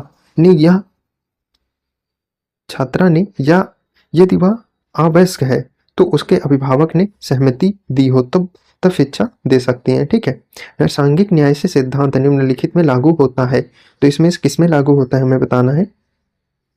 तो यह जो है आपका व्याख्या हम लोग देखते हैं क्या है व्याख्या में। नैसर्गिक न्याय के सिद्धांत प्रशासनिक, अर्धन्यायिक एवं न्यायिक कार्यवाही में लागू होता है। नैसर्गिक न्याय के सिद्धांत निम्नलिखित है, तो इसमें कौन से हैं? जैसे कोई भी व्यक्ति अपने मामलों से तथ्यों के आंकने वाला नहीं होगा, व्यक्ति की यथोचित अवसर दिए बिना उसके विरुद्ध कोई भी निर्णय नहीं लिया जाएगा, किसी भी व्यक्ति को दोहरे संकट में नहीं डाला जाएगा। ठीक है, चलिए आगे बढ़ते हैं। अगला क्वेश्चन हमारा क्या है, एक नागरिक द्वारा सभा करने का अधिकार प्रयोग किया जा सकता है बशर्ते, तो उसमें जो कंडीशन है वह किससे? तो सभी शांतिपूर्ण तरीके से वह क्या करता है, क्या कर सकता है, वो सभा कर सकता है। तो ऑप्शन ए जो होगा हमारा सही आंसर हो जाएगा। आगे बढ़ते हैं। अगला क्वेश्चन हमसे क्या पूछा है, आपात के दौरान किस मौलिक अधिकार को अनुच्छेद 359 के तहत राष्ट्रपति द्वारा निलंबित करने का अधिकार है? तो जो 19 को छोड़ के जो सारे अधिकार होते हैं वह इसमें निलंबित किए जा सकते हैं। ठीक है, एक मिनट हम लोग पूरा इसका देख लेते हैं। तो 20 और 21 को छोड़ के इसमें जो होता है आपका, जब राष्ट्रीय आपात लगता है तो वह निलंबित होता है। फिर जो आपका 59 के तहत जो निलंबित होता है वो आपको 19 को छोड़ के बाकी जितने आपके मौलिक अधिकार बचेंगे वह आपके निलंबित हो जाएंगे। ठीक है, और जो आपका 358 के तहत जो निलंबित होता है वह आपके अनुच्छेद 19 के तहत जितने अधिकार दिए गए वो निलंबित होते हैं। तो ये जो है आपका काफ़ी थोड़ा डिफिकल्ट और काफ़ी अच्छे लेवल का क्वेश्चन है, तो इसको जरूर देख लो भाई। ठीक, चलो इसमें हम लोग व्याख्या देखते हैं। क्या राष्ट्रपति राष्ट्रीय आपातकाल के दौरान अनुच्छेद 20 और 21 के अतिरिक्त अन्य मौलिक अधिकारों को निलंबित कर सकता है? युद्ध या बाह्य आक्रमण के समय अनुच्छेद 19 भी स्थगित हो जाता है, परंतु अनुच्छेद 358 के अंतर्गत स्वतः निलंबित हो जाता है। तो जो 19 है ना वह 358 के तहत निलंबित होता है, और जो आपका 359 जो है वह उसके अतिरिक्त जो भी आपके होते हैं वह निलंबित हो जाएगा। तो देखो 20 और 21 जो है वह निलंबित नहीं हो सकता, और जो आपका 19 जो है यह आपका 358 के तहत निलंबित होता है। तो हमारा बचा क्या, अनुच्छेद 14। तो इसका जो मेरे हिसाब से सही आंसर होगा ऑप्शन सी हो जाएगा। लेकिन हाँ नहीं नहीं सही है। देखो यार 1962 के अधीन निलंबित करने का अधिकार है, तो सिर्फ 359 पे पूछ रहा है ना, निलंबित करने का अधिकार जो है वह इनमें से कौन सा है? तो तब तो फिर आपका ऑप्शन सी ही होना चाहिए। 358 के तहत जो निलंबित होगा 19 होगा। चलो इसको हम अगला जो वीडियो बनाएंगे उसमें काफ़ी अच्छे से इसको हम डिस्क्राइब कर लेंगे, एक बार हम भी देख लेते हैं क्या है उसमें। ठीक, चल आगे बढ़ते हैं। भारतीय संविधान का अनुच्छेद 25 जो है वह किससे संबंधित है हमको बताना है। तो धर्म की स्वतंत्रता से संबंधित है, ऑप्शन ए जो होगा हमारा राइट आंसर हो जाएगा। आगे क्वेश्चन हमसे क्या पूछा है, भारतीय संविधान का कौन सा अनुच्छेद मौलिक अधिकारों का संवैधानिक उपचार प्रदान करता है? तो कौन प्रदान करता है? तो अनुच्छेद जो 32 होता है यह हमारा प्रदान करता है, तो ऑप्शन ए जो होगा हमारा राइट आंसर हो जाएगा। आगे बढ़ते हैं। निम्नलिखित में से अब कौन सा मूलभूत अधिकार नहीं है? तो इसमें से कौन सा मूलभूत अधिकार नहीं है? संपत्ति का जो अधिकार है वह आपका मूलभूत अधिकार नहीं है, ऑप्शन बी जो होगा हमारा राइट आंसर हो जाएगा। धर्म, मूल वंश, जाति, लिंग या जन्म स्थान के आधार पर विभेद का प्रतिषेध संविधान के निम्न अनुच्छेदों में प्रदत्त है। तो यह किस अनुच्छेद में प्रदत्त है हमको बताना है। तो अनुच्छेद 15 में जो है इसको प्रदत्त किया गया, ऑप्शन डी जो होगा हमारा राइट आंसर हो जाएगा। चलिए आगे बढ़ते हैं। अगला क्वेश्चन हमसे क्या पूछ रहा है, विधि के समक्ष समता का अधिकार संविधान के किस अनुच्छेद में दिया गया है? तो यह जो है आपका अनुच्छेद 14 में जो है इसको प्रावधानित किया गया, ऑप्शन ए जो होगा हमारा राइट आंसर हो जाएगा। चलिए भारत के संविधान में संघ शब्द का प्रयोग किस अनुच्छेद में किया गया है हमें बताना है। तो यह आपका अनुच्छेद 34 में किया गया है। ऑप्शन ए तो होगा हमारा राइट आंसर हो जाएगा। चलिए आगे बढ़ते हैं। भारतीय संविधान के किस अनुच्छेद में अल्पसंख्यक वर्गों को अपनी रुचि की शिक्षा संस्थाओं की स्थापना और प्रशासन का अधिकार प्रदत्त है? तो यह आपका अनुच्छेद 30 के तहत प्रदत्त है। ऑप्शन बी जो होगा हमारा सही आंसर हो जाएगा। भारतीय संविधान के किस अनुच्छेद में अस्पृश्यता का अंत व उससे उपजी किसी निर्योग्यता को लागू करना दंडनीय अपराध है? तो किसमें है आपका अनुच्छेद 17 में जो है यह प्रावधानित है। ऑप्शन ए जो होगा हमारा सही आंसर हो जाएगा। कौन सा अधिकार डॉक्टर अंबेडकर द्वारा संविधान की हृदय एवं आत्मा कहा गया है? तो यह जो है संवैधानिक उपचारों का सिद्धांत जो है इसको डॉक्टर अंबेडकर के द्वारा जो है संविधान का हृदय और आत्मा कहा गया है। ठीक, चलिए आगे बढ़ते हैं। संविधान में कितने वर्ष में कम आयु के बच्चों को श्रम का प्रावधान नहीं है? तो 14 वर्ष से जो कम आयु के बालक होते हैं उनका इसमें प्रावधान नहीं किया गया है। तो ऑप्शन सी जो होगा हमारा सही आंसर हो जाएगा। सर्वोच्च न्यायालय द्वारा समुचित पर्यावरण के अधिकार को किस मौलिक अधिकार में शामिल माना जाता है? तो यह जो है प्राण एवं दैहिक स्वतंत्रता के अधिकार में इसको शामिल माना जाता है। आगे बढ़ते हैं। अगला क्वेश्चन हमारा क्या पूछा है? मानव अधिकारों में सार्वभौम घोषणा का अनुच्छेद 6 जो है किससे संबंधित है हमको बताना है। तो कानून के समक्ष एक व्यक्ति के रूप में मान्यता का अधिकार जो है वह इससे संबंधित हो जाएगा। तो ऑप्शन ए जो है हमारा राइट आंसर हो जाएगा। अब जो अगला चैप्टर हमारा होगा वह आपके नीति निर्देशक तत्व एवं मूल कर्तव्य से जो क्वेश्चन पूछे गए हैं वह होगा। ठीक है, तो अब हम लोग यह वीडियो यहीं पर समाप्त करेंगे और अगले वीडियो में हम लोग यहीं से स्टार्ट करेंगे। और अगर जो यार अभी तक आप लोगों ने वीडियो लाइक नहीं किया है तो प्लीज़ यार लाइक कर देना और चैनल को भी सब्सक्राइब कर लेना। ठीक है, चलिए जल्दी मिलेंगे हम लोग नेक्स्ट वीडियो में। तब तक के लिए जय हिंद। अच्छे से पढ़ते रहिए और अपना ध्यान रखिए। ठीक है।